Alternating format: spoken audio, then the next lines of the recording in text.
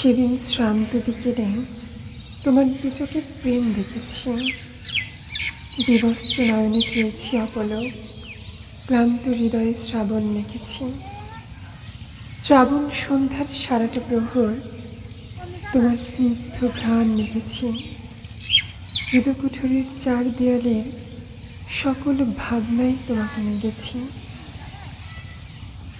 শরৎ নিশীর তারা দেখেছি ওই জলজলে নয়নে, মেঘেদের কারুকাজ দেখেছি তোমার মোহন বদনে।